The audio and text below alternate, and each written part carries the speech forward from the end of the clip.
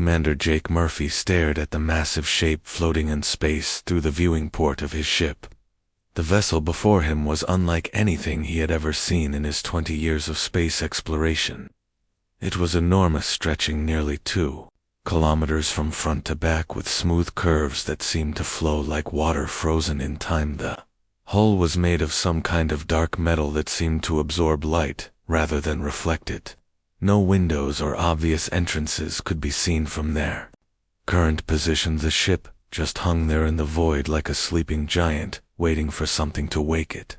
UPDR Lisa Carter floated beside him, her scientific equipment beeping softly as it tried to scan the mysterious vessel. She was the best xenorchaeologist in human space and had studied alien artifacts from dozens of dead civilizations, but this ship was different. It was older than anything they had found before. Much older. Chief Engineer Ben Torres was running diagnostics from the engineering station. His face showed the same confusion that everyone else felt. The energy readings from the alien ship were impossible. According to his instruments, the vessel was completely powered down, yet somehow it was generating a stable energy field around itself. Captain Amy Brooks stood at the command station coordinating with their alien partners. The Zephyrian Council had agreed to this joint expedition because the ship had been found in neutral space. Neither humans nor aliens had any official claim to it, but both species wanted to study whatever secrets it might hold. The Zephyrians were tall, graceful beings with silver skin and large dark eyes. They had been allies with humanity for over 50 years, sharing technology and knowledge, but Jake could sense tension in the air. The aliens seemed nervous about this discovery, though they would not say why. Jake activated the communication system and spoke to the lead Zephyrian scientist Velkarin, who was aboard their companion vessel. "We are ready to begin the approach sequence," he said into the microphone. "Are your teams prepared for initial boarding procedures?" Velkarin responded in his musical voice that always reminded Jake of wind chimes. "Yes, Commander Murphy. Our archaeologists are eager to examine this find. The ship appears to predate any known civilization by several million years. This could change our understanding of galactic history." Jake nodded and turned to his crew. "All right, people, this is what we came here for. Ben, I want you monitoring all systems, especially the power grid. If this thing decides to wake up, I want to know about it immediately. Lisa, start recording everything your sensors pick up. We may never get another chance like this." The approach took 3 hours as they slowly moved closer to the ancient vessel. Their ship's advanced sensors revealed more details with each passing minute. The hull was completely smooth, with no visible seams or construction marks. It looked like it had been grown rather than built. Piece by piece, as they drew near, Jake noticed something strange. The ship seemed to be adjusting its position slightly, nothing dramatic, just small movements that kept it perfectly aligned with their approach. Vector, it was as if the vessel was aware of their presence and was making itself easier to dock with. Ben Torres called out from his station. "Commander, the energy readings just spiked. The ship is definitely active, but its power signature is unlike anything in our databases. It's almost like the vessel is running on some kind of energy we have never encountered before." Dr. Carter looked up from her instruments. "I am detecting what appears to be an artificial atmosphere inside the ship. The air composition is remarkably similar to what humans breathe. That should be impossible for a vessel this old, unless it was specifically designed for oxygen breathing species." Captain Brooks frowned as she reviewed the diplomatic protocols. "This is highly irregular," she said. "We should contact both the Human Council and the Zephyrian government before proceeding. Any technology this advanced could shift the balance of power in the galaxy." Jake considered her words, but his curiosity was stronger than his caution. "We stick to the original plan," he decided. "We are explorers first and politicians second. If we find something dangerous, we can always seal it back up and call for backup." As their ship moved into docking position, something unexpected happened. The ancient vessel's hull suddenly developed what looked like a docking port in exactly the right location. The metal seemed to flow like liquid, creating a perfect seal with their airlock. Ben Torres stared at his instruments in disbelief. "Commander, That docking port was not there 30 seconds ago. The ship literally created it for us. How is that even possible? Jake felt a chill run down his spine, but he pushed the feeling aside. One mystery at a time. Ben, let us focus on getting aboard safely, and then we can worry about how it works. The Zephyrian vessel took position on the opposite side of the ancient ship. Their alien partners would enter through their own docking port, which had also mysteriously appeared. The plan was for both teams to explore different sections and share their findings. Dark Carter gathered her portable equipment while Ben Torres assembled an engineering kit. Captain Brooks checked her sidearm and communication gear.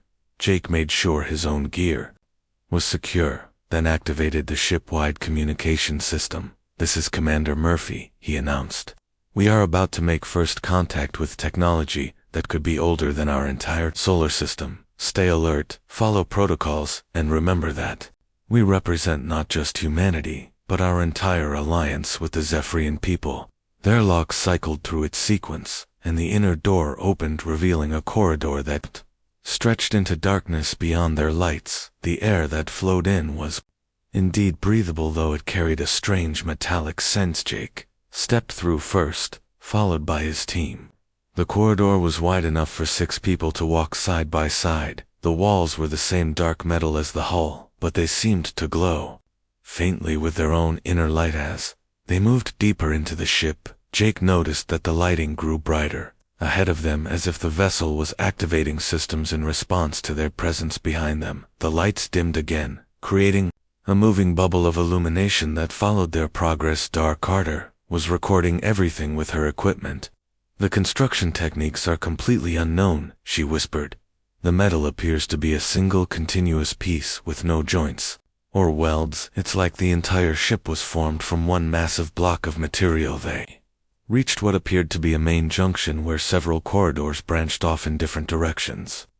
Jake consulted the rough map they had created from external scans and chose the path that should lead toward what they believed was the command center. The ship remained silent, except for the soft sound of their footsteps and breathing. No mechanical noises, no computer sounds, no signs of active systems, other than the mysterious lighting that continued to follow them. After 20 minutes of walking, they emerged into a vast chamber that took their breath away. The room was enormous, with a curved ceiling that rose 50 meters above their heads. Strange geometric patterns covered every surface, and in the center stood what could only be described as a command chair. But it was not the size or design of the room that shocked them. It was the fact that everything in it seemed built for human proportions. The chair was the right size for a human. The control panels were at human height. Even the steps leading up to the command platform were designed for human stride length. Ben Torres ran his scanner over the nearest control panel and shook his head in confusion. "Commander, these interfaces appear to be designed for 5-fingered hands with human joint flexibility, but that is impossible. This ship predates humanity by millions of years." Jake approached the command chair slowly. His heart was beating faster as the implications of what they were seeing began to sink in. Either this was the most incredible coincidence in galactic history, or something very strange was happening. He reached out to touch the chair, and immediately jerked his hand back as symbols began appearing on screens throughout the chamber. The text was completely alien, unlike any language he had ever seen, but somehow it felt familiar. Dark Carter was frantically recording everything.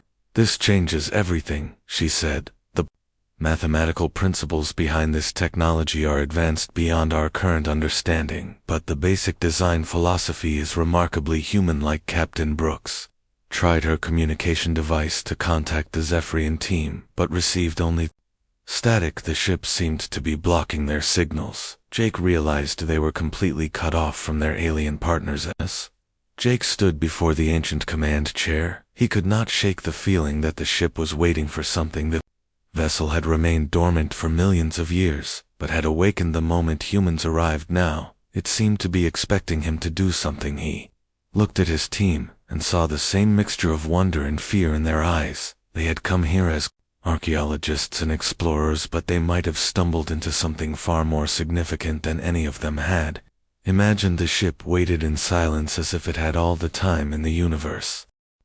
3 days had passed since Jake Murphy and his team first entered the ancient vessel. They had explored dozens of chambers and corridors, but the ship remained stubbornly silent to all their attempts at communication. The Zephyrian team was having even less success. Dr. Lisa Carter had set up a temporary laboratory in what appeared to be a research facility. The room contained equipment that seemed designed for scientific analysis, but none of it would respond to her touch. She could observe the alien technology but could not make it function.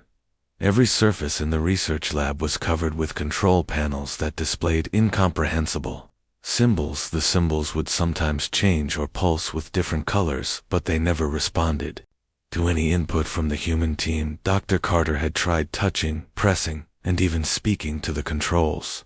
Nothing worked. Chief Engineer Ben Torres was becoming increasingly frustrated with the ship's systems.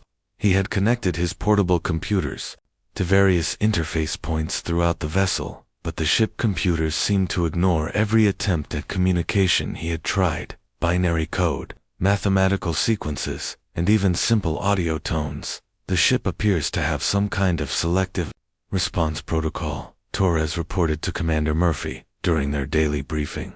It acknowledges our presence by lighting corridors and adjusting environmental systems, but it completely ignores any direct communication attempts. Captain Amy Brooks had her own problems. The communication blackout with the Zephyrian team was complete. Their alien partners were somewhere else in the massive ship, but all attempts to contact them failed. The ship seemed to be actively jamming their signals. Jake had spent hours sitting in the command chair hoping that direct contact might trigger some response. The chair was remarkably comfortable, as if it had been designed specifically for human anatomy. But despite his best efforts, nothing happened when he touched the controls. The most disturbing discovery came on the second day when they found the Zephyrian team. The aliens were in a section of the ship that mirrored the human areas, but with one crucial difference: none of their equipment worked. At Alval, the lead Zephyrian scientist was clearly frustrated when Jake finally managed to reach him by walking through the ship corridors. "Commander Murphy," he said in his musical voice, "this vessel is most unusual. Our most advanced scanning equipment detects no active systems yet. You report that your sections have lighting and environmental control." Drake tried to explain what they had experienced, but he could see the doubt in the alien scientist's eyes. The Zephyrians were used to being the more technologically advanced species in their alliance with humanity. The idea that an ancient ship would respond to humans, but not to them, was deeply troubling. The alien team had tried everything they could think of to activate the ship's systems. Their portable fusion generator had been connected to what appeared to be power distribution nodes. Nothing their most sophisticated computer had attempted to interface with the ship. Artificial intelligence, no response. Their senior archaeologist had performed ritual communication ceremonies that had worked with other ancient artifacts. Complete silence. Star Carter made another disturbing discovery on the third day. While examining what appeared to be a medical facility, the equipment in the room was clearly designed for healing and biological analysis, but all of it was sized for human patients. "The medical beds are exactly the right length for average human height," she reported to Jake. "The surgical instruments appear designed for human hands. The diagnostic equipment seems calibrated for human biological signatures. This should be impossible." Jake stared at the medical equipment, trying to make sense of what they were seeing. Either this ship was built by a species that was identical to humans in every way, or it was specifically designed with humans in mind. But humans had only achieved space travel within the last century. How could a ship, millions of years old, be designed for them? Ben Torres had been working on a different theory. He believed the ship might have some kind of adaptive technology that modified itself based on the species that boarded it. But his scans showed that the ship's structure was unchanging. The human-sized equipment had always been there. The team was becoming increasingly suspicious of their human partners. Valkyrin approached Jake on the third evening with barely concealed anger. "Commander Murphy," he said, his musical voice taking on harsh overtones, "we have been allies for 50 years. But I must ask directly, Have humans encountered this technology before? Jake was taken aback by the accusation. Absolutely not, Velkaron. This is as much a mystery to us as it is to you. We have never seen anything like this ship, I give you my word, as a fleet commander. But the alien scientist was not satisfied. Your sections of the ship function normally, while ours remain completely dead. Your equipment works, while ours does not. Your team can move freely, while we are confined to inactive areas. This seems like more than coincidence. Captain Brooks tried to mediate the growing tension between the two teams. She suggested that they combine their efforts and explore the ship together, but even when the mixed teams worked side by side, the results were the same. Human-operated equipment functioned, while Zephyrian devices remained useless. The situation grew worse when they discovered what appeared to be a weapons locker. The room contained devices that were clearly designed for combat, but they were all built for human hands and human tactics. The Zephyrian team found a similar room in their section, but their weapons locker was completely empty. Jake realized that the growing suspicion between the teams could destroy their alliance. He called a meeting in the central command chamber, where both humans and Zephyrians could gather. The room was one of the few places where the environmental systems worked for both species. Listen to me, all of you, Jake said, addressing both teams. We are facing something unprecedented here. This ship challenges everything we thought we knew about galactic history, but we cannot let it divide us. The mystery is bigger than any of our preconceptions. Volkaran spoke for the Zephyrian team commander. Murphy, with respect to your species, has always been resourceful, perhaps too resourceful. The selective nature of this ship response suggests prior contact. Your people may have encountered this technology before and hidden it from the galactic community. Carter stepped forward to defend her species. That accusation is unfair, Velkarin. Our archaeological records are open to inspection. We have shared every significant discovery with our allies. This ship is as much a mystery to us as it is to you, but the damage was already done. The Zephyrians were no longer working cooperatively with the human team. They had begun conducting their own separate investigation and sharing less information. Jake could see their 50-year alliance beginning to crack under the pressure of this impossible discovery. Ben Torres made one more attempt to activate the ship systems, using a direct neural interface. The process was dangerous, but he was desperate for answers. He connected his brain to what appeared to be a major computer node and tried to communicate directly with the ship artificial intelligence. The results were immediate and terrifying. Torres collapsed as soon as the connection was made. When he recovered several minutes later, he was shaking and confused. The ship, he whispered, it is aware, it knows we are here, but it is waiting for something specific. Jake helped his engineer to his feet. What kind of something, Ben? What is it waiting for? Torres shook his head. I could sense intelligence, vast intelligence, but it would not communicate. The presence felt familiar somehow, like an old friend, but distant. Like it was happy to see me, but could not quite remember my name. The cryptic message only added to the mystery. The ship clearly had a functioning artificial intelligence that was aware of their presence. But it seemed to be following some kind of protocol that prevented direct communication. As the third day ended, Jake stood alone in the command chamber, staring at the unresponsive controls around him. The ship had given them shelter, breathable air, and light, but it refused to share its secrets. The Zephyrian alliance was straining under suspicion, and his own team was running out of ideas. He could feel the weight of expectation in the air. The ship was waiting for something, and Jake had the growing certainty that whatever it was waiting for would have to come from him. But he had no idea what he was supposed to do. The ancient vessel continued its patient silence while tensions between the expedition teams grew with each passing hour. Jake knew that time was running out. If they could not solve the mystery soon, their failure might damage human-alien relations for generations to come. But the ship simply waited, as it had waited for millions of years. Jake Murphy had not slept well in 4 days. The mysterious ship continued to defy every attempt at communication, and the tension between his team and their Zephyrian partners had reached a breaking point. 3 more alien vessels had arrived during the night bringing senior council members who were demanding answers. Darlisa Carter was exhausted from running test after test on the ship's systems.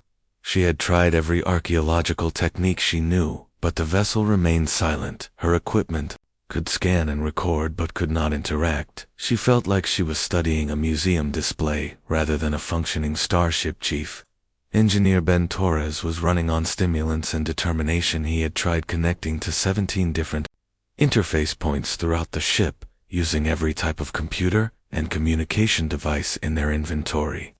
The result was always the same. The ship acknowledged the connection, but refused to respond. Captain Amy Brooks was dealing with increasingly angry messages from both human and Zephyrian command structures. The joint expedition was supposed to last 1 week, but they were now on day 5, with nothing to show for their efforts. The political implications of their failure were growing more serious by the hour. The Zephyrian team had become openly hostile. They accused the humans of hiding prior knowledge of the ship and demanded that all human personnel be removed from the vessel. The aliens insisted that the selective response patterns proved human involvement in the ship. Origins Jake stood in the command chamber for what felt like the 100th time, staring at the unresponsive control panels. The ancient symbols glowed softly, but meaninglessly. He had tried everything he could. Think of speaking to the ship, singing to it, even dancing in front of the sensors. Nothing worked. Velkaran entered the chamber, accompanied by 2 other Zephyrian officials. The tall aliens moved with obvious authority, and their dark eyes held no warmth. Commander Murphy, they said in unison, we have reached our conclusion regarding this vessel. Jake turned to face them, already knowing what they were going to say. The Zephyrian Council believes that humanity has prior knowledge of this technology. Velkaran announced the selective nature of the ship responses, and the human-specific design. Elements are too convenient to be coincidental. That is ridiculous. Jake replied, his frustration finally showing. We have been completely transparent with you throughout this expedition. Our archaeological records go back thousands of years, and contain no mention of technology like this. The second Zephyrian official stepped forward. We are terminating the joint expedition, effective immediately. Our government is claiming salvage rights to this vessel under galactic law. You have until tomorrow to remove all human personnel and equipment. Jake felt his temper rising. This discovery could benefit both our species, he argued. Why are you so determined to exclude us from studying it? Because the ship clearly belongs to you, Velkaran replied coldly. Either your people built it, or your people have encountered its builders before. No other explanation fits the evidence. Day Carter entered the chamber, carrying her latest batch of scan results, perhaps her last chance to convince the aliens' commander. I have been analyzing the ship construction materials. The metal alloys are completely unknown, but they show signs of having been refined using processes that require gravity wells, similar to Earth. Jake looked at the data, hoping it might change the aliens' minds, but Velkaran merely nodded, as if the information confirmed his suspicions. More evidence of human connection to this vessel, he said. We rest our case. Jake realized that logic and evidence were not going to solve this problem. The Zephyrians had made up their minds, and nothing he could say would change them. But he was not ready to give up on the greatest archaeological discovery in galactic history. Fine, he said, his voice rising with anger. You want to claim the ship? Go ahead. But we are not leaving until our scheduled departure time. We still have 2 days, according to the original expedition agreement. The Zephyrian officials exchanged glances, but could not argue with the legal point. They left the chamber, but Jake knew they would be back with more pressure and probably more ships. Ben Torres approached his commander with a desperate expression on his face. Jake, I have one more idea. It is risky, and probably stupid, but I am out of conventional options. What is it? Ben Torres pulled out a modified neural interface cable. The ship responded when I tried direct neural contact before. What if the problem is not the technology, but the language? Maybe the ship. Artificial intelligence needs a specific type of input to activate. Jake looked at the cable dubiously. That nearly knocked you unconscious last time. Are you sure you want to try? Again Torres nodded grimly.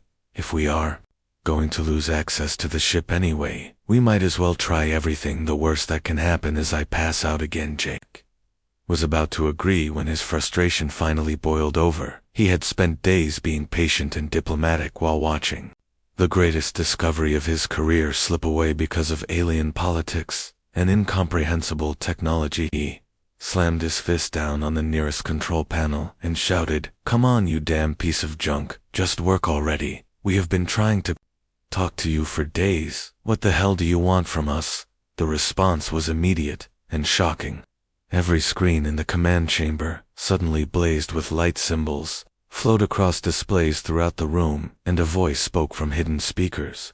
Language pattern recognized. The voice said in perfect English, "Command authorization accepted. Welcome aboard, humans." Jake stumbled backward in shock as the entire ship seemed to come alive around them. Holographic displays materialized in the air, showing star charts, technical diagrams, and streams of data in readable English. The command chair rotated to face him and extended what looked like connection ports. Dr. Carter nearly dropped her equipment as she stared at the transformed chamber. "The ship is responding," she whispered. It understood English. It was waiting for English. Ben Torres was checking his instruments frantically. "Commander, the ship power levels just increased by several thousand%. All systems are coming online. The artificial intelligence is fully active."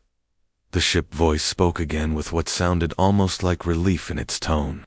"I have been waiting a very long time for someone to speak properly to me. You may call me Marcus. I am the artificial intelligence of the UES Destiny." Jake found his voice shakily. "Marcus, UES stands for United Earthship, but Earthships do not exist from millions of years ago." "How is this possible?" Marcus replied with what Jake could swear was amusement in his electronic voice. "That, Commander, is a very long story, and one that will change everything you think you know about humanity, place in the universe. Are you ready to learn the truth?" Jake looked at his stunned team members, then back at the holographic displays surrounding them. After 5 days of silence, the ship was finally ready to talk, but Jake had the feeling that whatever Marcus was about to tell them would make their current confusion seem simple by comparison. "Yes," he said. "Finally we are ready then. Sit down." Marcus replied, "Because you are not going to believe this." Jake Murphy sank into the command chair as Marcus, the ship artificial intelligence, began displaying holographic images throughout the chamber. The first image showed Earth, but not the Earth that Jake knew. This Earth had massive space stations orbiting it, and cities that stretched across entire continents. This was Earth approximately 200 million years in the future from your current time. Marcus explained, his voice carrying in strange mixture of pride and sadness. "Humanity had achieved things that your current science would consider impossible. We had spread across the entire galaxy and beyond." Dr. Lisa Carter stared at the images with her scientific mind racing. "That is impossible," she said. "Human civilization is only a few thousand years old. We have only had space travel for 1 century. Marcus chuckled, a sound that seemed oddly human, coming from a computer. "You are thinking in linear time, Commander Carter. Time is not as fixed as your current physics suggests. What you are seeing is not your future, but rather your past, a past that no longer exists." Jake felt a chill run down his spine. "What do you mean, no longer exist?" The holographic display changed to show space filled with an approaching darkness that seemed to consume stars and planets. As it advanced, Marcus's voice grew somber. "In that timeline, humanity reached incredible heights of technological advancement. But we also discovered that we were not alone in the universe. There were things in the dark spaces between galaxies, ancient things that had been waiting for civilizations to grow large enough to notice." Keith, engineer Ben Torres, was studying the technical readouts that were appearing on side displays. "The power systems shown in these schematics are beyond anything we can imagine," he whispered. "The energy outputs would require controlled black holes or matter-antimatter reactions on a galactic scale." Marcus confirmed Torres' observations. Humanity in that timeline had indeed mastered the fundamental forces of the universe. We could create and destroy matter at will. We could travel instantly between any 2 points in space. We could even manipulate time itself, but none of it was enough. The holographic display showed massive battles between human fleets and entities that seemed to be made of pure darkness and energy. The human ships were enormous beyond comprehension, but they were losing. The dark entities consumed everything in their path, leaving nothing but empty space behind. We called them the Devourers. Marcus continued.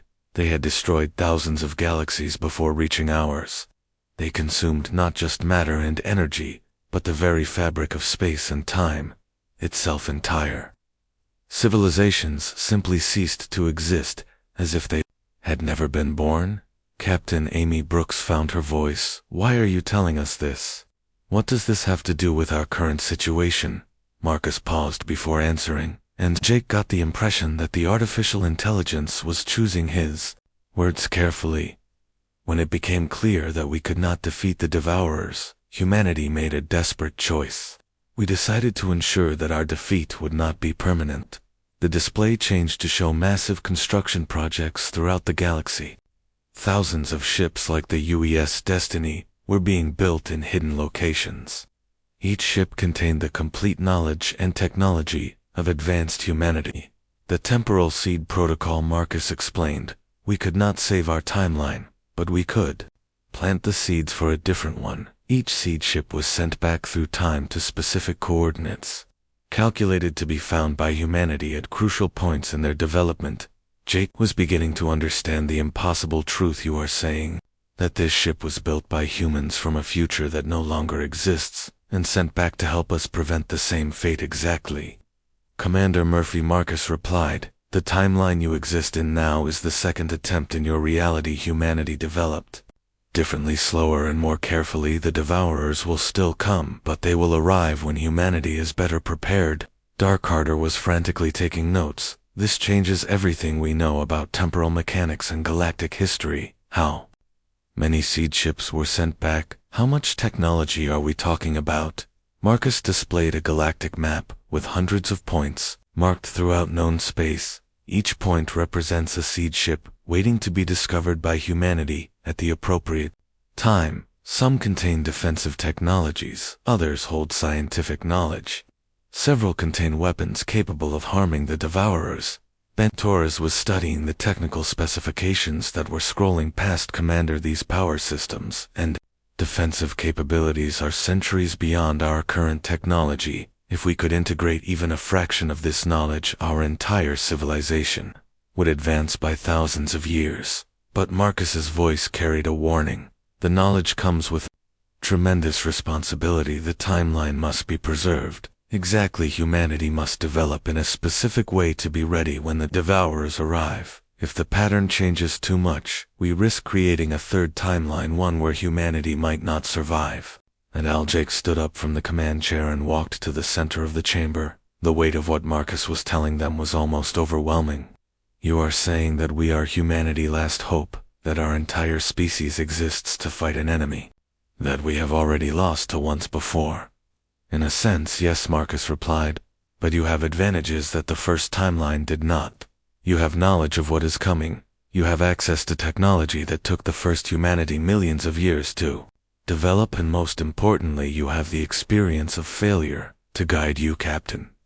Brooks voiced the concern that Jake was afraid to ask. What about our allies, the Zephyrians and other species? What happens to them in this war? Marcus paused again. Before answering, the Devourers consume all intelligent life, Commander Brooks. But in the first timeline, most species refused to believe the threat was real until it was too late. Humanity tried to warn them, but the warnings were ignored. Politics and fear prevented the unity that was needed. Jake realized the implications. So humanity has to become strong enough to protect everyone, whether they want protection or not. That is the burden. Marcus confirmed the seed ships contain enough technology to make humanity the dominant military power in the galaxy, but that power must be used carefully. Other species must be brought into the fight gradually, without revealing the true source of human advancement. Dr. Carter looked up from her notes. How long do we have before these Devourers arrive? Approximately 120 years by your current calendar, Marcus replied. That may seem like a long time, but building the necessary defenses and uniting the galaxy will require every year. We have the first timeline had millions of years to prepare, and it was not enough. Ben Torres was still studying the technical displays. The defensive systems described here would require the resources of multiple star systems. How are we supposed to build something this massive without other species noticing? Marcus smiled. If an artificial intelligence could smile, that, Commander Torres, is where the other seed ships become important. Each ship contains different pieces of the puzzle. Some hold mining technologies that can extract resources from gas giants. Others contain automated construction systems that can build in deep space. Jake walked back to the command chair but did not sit down. Instead, he stood with his hands on the armrests, feeling the weight of destiny pressing down on him. If we accept this responsibility, what happens to our current relationships, our alliances? They will be tested, Marcus admitted. Other species will resist human advancement. They will demand explanations that cannot be given. They may even attempt to prevent human development through economic or military pressure. Humanity will have to choose between honesty and survival. The chamber fell silent as the four humans contemplated what they had learned. The greatest archaeological discovery in history had become something far more significant. They were being offered the chance to save not just humanity, but all intelligent life in the galaxy. But the price was enormous. They would have to lie to their closest allies. They would have to build weapons in secret. They would have to become the very thing that other species feared most, a dominant military power with technology beyond comprehension. Jake looked at his team and saw the same mixture of fear and determination in their faces. They had come here as explorers and archaeologists, but they were being asked to become the secret guardians of galactic civilization. Marcus's voice broke the silence. The choice is yours, Commander Murphy. The technology and knowledge are available, but they come with the burden of absolute secrecy. The survival of every intelligent species in the galaxy depends on your decision. Jake took a deep breath, knowing that his next words would change the course of human history forever. Jake Murphy stood in the command chamber, surrounded by holographic displays showing the future of galactic civilization. The weight of the decision before him felt heavier than a planet. Marcus waited patiently for his answer, while his team watched him with expressions of fear, hope, and desperate trust. Dr. Lisa Carter was the first to speak. Commander, we have to consider the implications carefully. If we accept this technology and knowledge, we become responsible for the survival of every intelligent species in the galaxy. That is a burden no one should have to carry. Chief Engineer Ben Torres disagreed strongly. But if we refuse this technology, the devourers will come anyway, and everyone dies, at least according to Marcus, in 120 years. Our current level of technology will be completely useless against an enemy that consumes entire galaxies. Captain Amy Brooks paced nervously around the chamber. The political consequences will be enormous, she said, if we suddenly develop technology far beyond our current capabilities. Other species will demand explanations. How do we tell our allies that we are secretly preparing for a war? They know nothing about Marcus. Interrupted gently Captain Brooks. The first timeline faced the same dilemma. They chose honesty and warned other species about the approaching threat. The result was panic, economic collapse, and political chaos that weakened the galaxy defenses considerably. Jake turned to face the artificial intelligence. What are you suggesting? That we lie to everyone, that we pretend this technology came from normal human research and development? Not lie exactly, Marcus replied, but rather provide incomplete truths. Humanity can claim breakthrough discoveries in certain fields without revealing the complete source. Other species have done similar things when they made major technological advances. Dr. Carter shook her head. That goes against everything the scientific community stands for. We share knowledge freely with our partners. That is how civilization advances, through cooperation and open exchange. But this is different, Ben Torres argued. This is not about advancing civilization. This is about saving it from what Marcus has shown us. Cooperation and open exchange failed the first Sometimes survival requires difficult choices, Jake walked to one of the holographic displays, showing the approaching darkness that would arrive in just over a century. The Devourers looked like nothing he had ever seen before. They were not ships or creatures, but rather tears in space itself that consumed everything they touched. How many civilizations did they destroy before reaching our galaxy? He asked. Marcus, the artificial intelligence, paused before answering. Based on the evidence we gathered in the first timeline, the Devourers had consumed approximately 15,000 galaxies over the course of several billion years. Each galaxy contained millions of intelligent species. The number was so large that Jake could barely comprehend it. 15,000 galaxies worth of intelligent life, simply gone, as if they had never existed. The thought made him feel sick, but it also strengthened his resolve. Captain Brooks raised another concern. Even if we accept the technology, how do we implement it without causing suspicion? The kind of construction projects Marcus has described would be visible to every spacefaring species in the galaxy. Marcus displayed new images, showing hidden construction facilities in remote star systems. The seed ships contain automated construction technologies that can work in complete secrecy. Gas giant atmospheres, asteroid fields, and dark matter clouds provide excellent cover for large-scale projects. T.R. Carter was studying the technical specifications again. The manufacturing capabilities described here could produce fleets of ships in a matter of years. But the resource requirements are enormous. We would need to strip mine entire systems. That is why the timeline is so important. Marcus explained. Humanity must appear to be making gradual progress, while actually advancing at an accelerated rate. The illusion of normal development must be maintained while building the largest military force in galactic history. Ben Torres was working through the engineering challenges in his head. Commander of the power systems alone would require technology that seems like magic to current science. How do we explain sudden breakthroughs in fusion, containment, gravity, manipulation, and faster-than-light travel? Marcus had anticipated the question. Each technological advance will be introduced gradually, with plausible explanations. Humanity will appear to be following natural development patterns while actually implementing systems far beyond normal progression.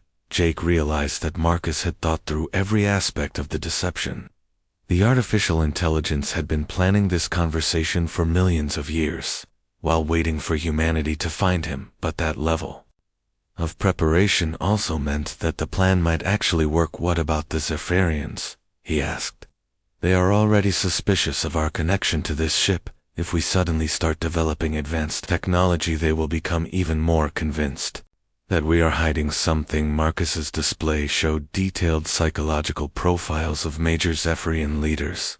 The Zephyrians can be managed through careful diplomacy and strategic technology sharing. They value scientific advancement and will accept reasonable explanations for human progress if presented properly. Captain Brooks was not convinced. But what happens when they demand access to our new technologies?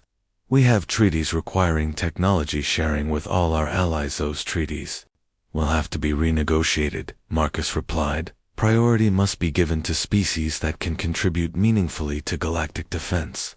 The Zephyrians have excellent defensive capabilities, but limited offensive potential. Jake could see the moral complexity of what they were being asked to do. They would have to manipulate their closest allies, lie to their partners, and essentially become the secret rulers of galactic civilization, all to prepare for a war that would not come for over a century. But the alternative was extinction, not just for humanity, but for every intelligent species in the galaxy. The Devourers had proven that they could not be stopped by conventional means. The only hope was the technology and knowledge contained in the seed ships. Dr. Carter voiced the question that Jake was afraid to ask. What if we make the wrong choice? What if we accept this responsibility and fail anyway? What if the second timeline ends the same way as the first? Marcus was quiet for a long moment before answering. Then, at least we will have tried. Commander Carter, the first timeline failed because they were unprepared. The second timeline has advantages that did not exist before: knowledge of the enemy, early warning, and advanced technology. From the start, Jake walked back to the command chair and sat down heavily. The decision was his to make as expedition commander, but he knew that his choice would bind all of humanity to a path. They could never leave his team, watched him with expressions of trust and fear. They would follow his decision whatever it was, but they would also have to live with the consequences for the rest of their lives. Marco spoke one final time. Commander Murphy, the choice must be made soon. The Zephyrian fleet is approaching, and they intend to claim this ship. If you accept the responsibility, the technology transfer must begin immediately. Jake looked at each member of his team, seeing the same determination in their eyes that he felt in his heart. They were explorers and scientists, but they were also human beings who wanted their species and their galaxy to survive. He took a deep breath and made the choice that would change everything. Marcus, upload everything. If we are humanity's last hope, then we better not screw this up. The artificial intelligence responded with what sounded like relief after millions of years of waiting. Transfer initiated. Commander, welcome to your destiny. Throughout the ship, systems that had been dormant for eons began activating. Knowledge flowed into the ship computers, while automated systems prepared for the long journey ahead. The UES destiny was finally fulfilling its purpose. Jake felt the weight of galactic civilization settling on his shoulders, but he also felt something else: hope. For the first time since the Devourers had been discovered, there was a real chance that intelligent life could survive. The second timeline had begun, and humanity would be ready.